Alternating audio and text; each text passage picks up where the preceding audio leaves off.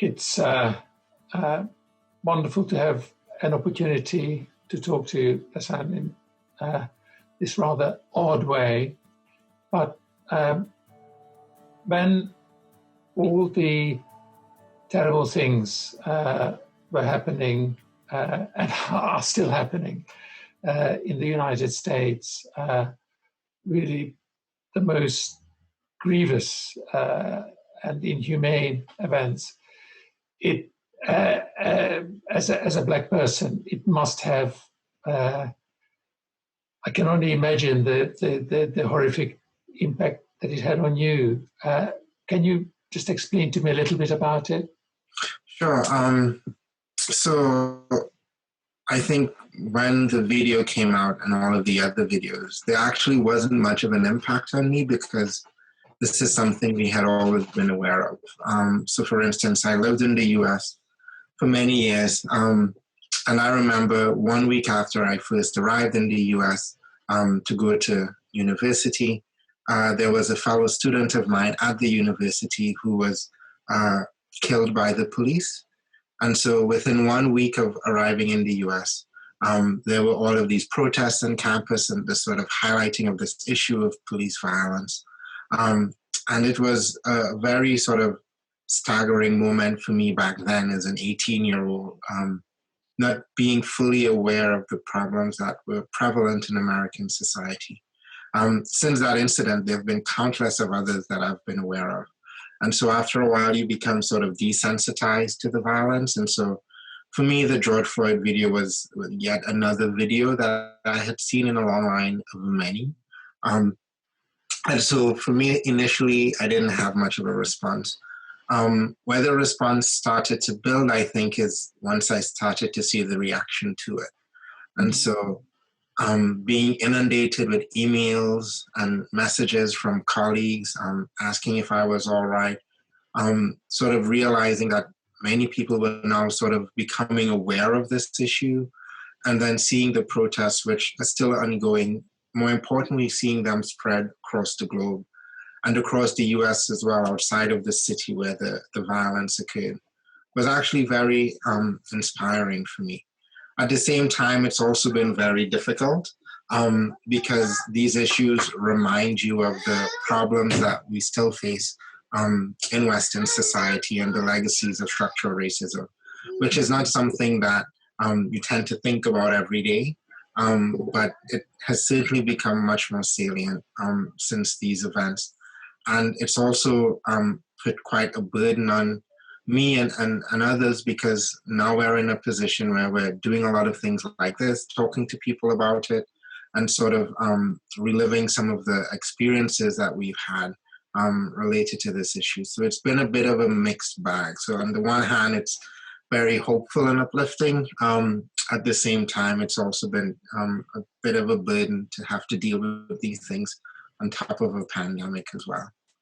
Yeah, I can well imagine. And then me asking you to have this conversation is putting even more burden on you. But I do feel that it's very important for people to have a sense of what it is like to be a senior academic in a department that's arguably the best or one of the best in the UK, maybe globally, and to be black, because what you talk about is systemic racism that I should think exists in the UK as well as it does in the US.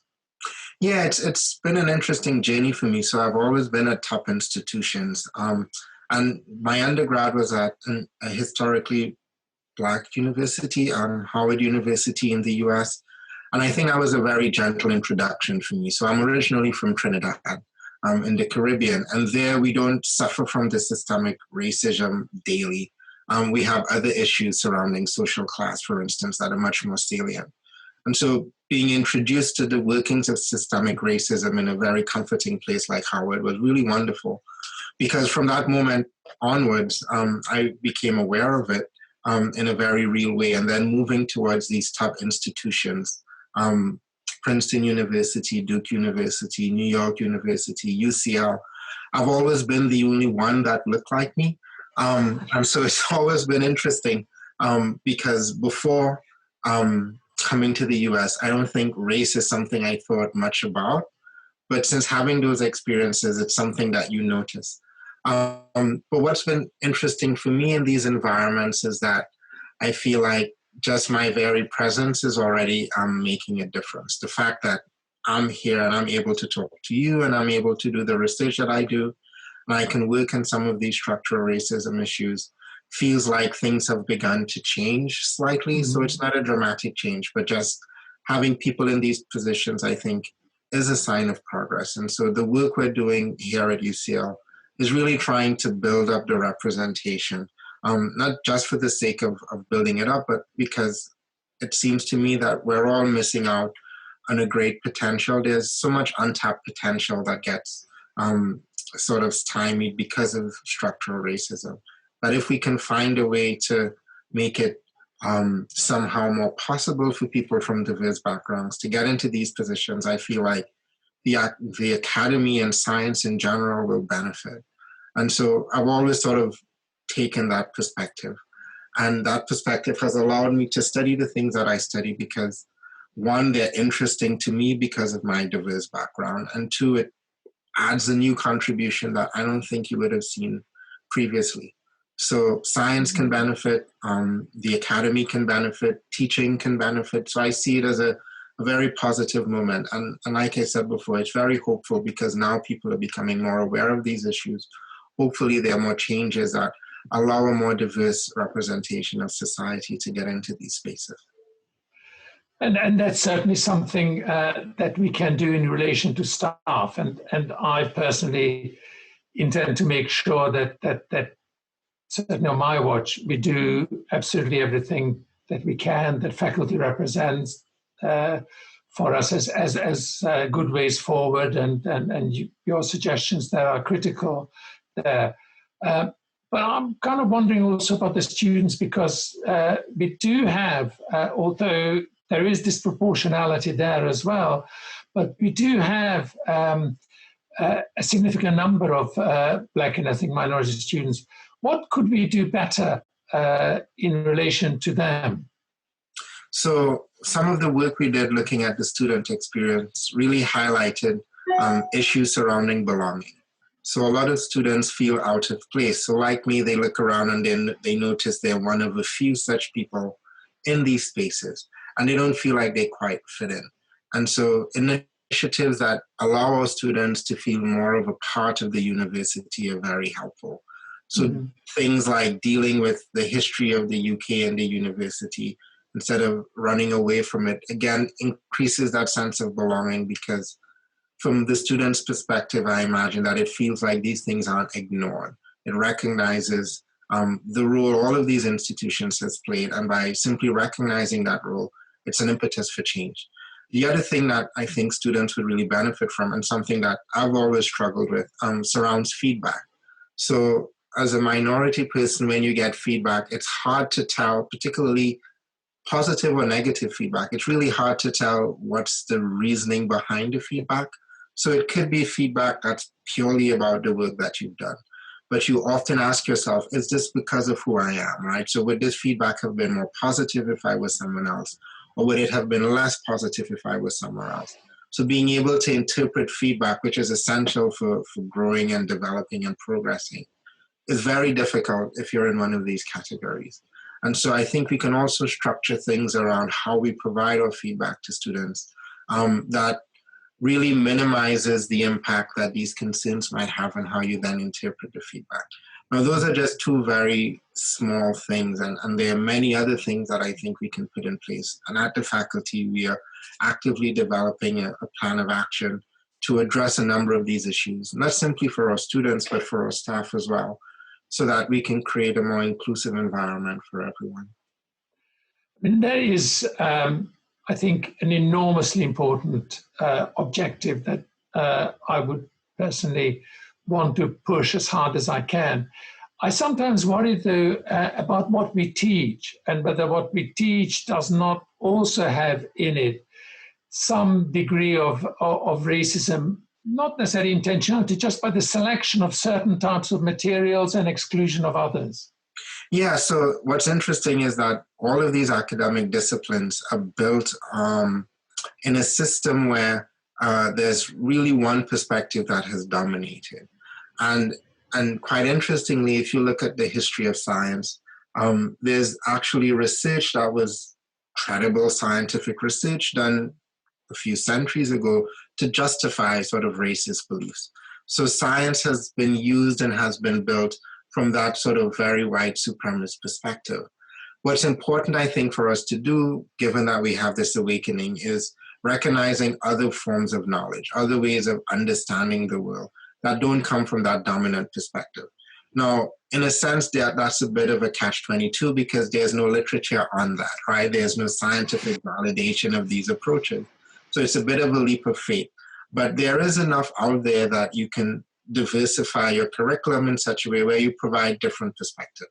The other thing that I see a lot of people doing as sort of a reactionary measure is they want to talk about race in their modules, and so they pick up on a race difference. Here's a difference between one group of people and another group of people, which isn't necessarily helpful because there you're just reinforcing differences between these people. And really what's common about us is we're all human beings, right? And so something that applies to all human beings applies to all of us equally well. And so in our attempts to try to diversify the curriculum, I often worry that we're not doing more harm than good by focusing on differences. I think a better approach is to simply ask yourself, are there different perspectives for this topic? Or for instance, simply looking at who's the creators of this bit of knowledge, right? Is the knowledge coming from the same people that traditionally have created the knowledge? Or are there other people from diverse backgrounds who have contributed to this field?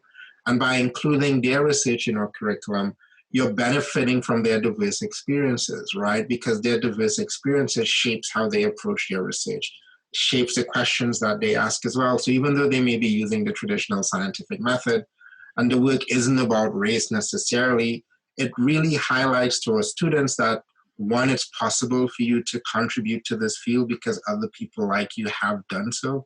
And two, it's broadening the perspective that we have about a particular topic because we're now hearing about it from someone who's diverse, and that diversity has influenced how the work has been done.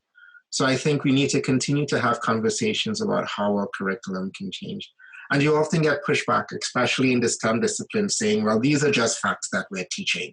And so there's no way to teach math, for instance, and highlight diversity. And in response to that, I always say, well, if you're teaching math, did you ever mention that things like algebra originated in the Middle East, right? And so if you really think about all of these disciplines, it's not very hard to find examples of diverse contributions to the disciplines. It tends not to be what we teach as the sort of mainstream, but it doesn't mean that that information isn't out there. So if we can do it for math, I think we can do it for psychology and neuroscience. There is a specific painful issue that I need to raise with you there, because when you mentioned how pseudoscience actually promoted racism at particular periods of history, UCL obviously had somewhat of a part in it. I don't want to go into details about that, but it is well known that there were eugenicists at UCL. Do you have any thoughts or feelings about that? Anything that we could or should do? I think that practice is widespread beyond UCL as well. So I think most institutions that are 100 years old or more can point to someone in their history who was responsible for propagating these ideas. I think as an institution, it makes sense to acknowledge this history, but also to learn from it and to build on it, right? So to sort of take a critical approach to understanding the research that was done and ask yourself, are there things that we're doing today that 50 years from now we look back on and think we really contributed to a particular type of division or to a limitation for certain groups of people? And I think being armed with that knowledge allows us to reevaluate the things that we're doing. So related to this eugenics argument, which is largely built on intelligence and the intelligence literature, right? This year in one of our flagship journals, Psychological Science, right, there was a paper published basically making an argument that's very consistent with the eugenics movement, stating that you see these cultural differences in intelligence and it's linked to homicide rate in these countries. And there's a number of issues with that analysis, which is correlational, so not causal. And it's given credibility because it's published in a top flagship journal for the field. Once the protests started happening and people started highlighting this particular publication, the authors did exactly what I'm suggesting. They revisited their methods, they revisited the data that they used to support their argument, and looking at it with new eyes, they found real scientific issues with the conclusions that they had drawn, allowing them to retract the paper.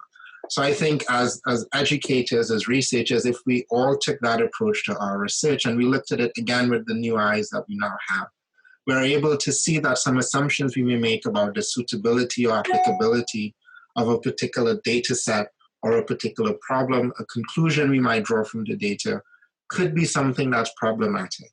And so that approach is really what I would encourage us all to do as scientists. Because as scientists, we really want truth and we really want to understand human beings as psychologists. And so we can't do that if we're ignoring the majority of human beings on the planet, right? Because we're focused on a very narrow traditional subset. Yeah.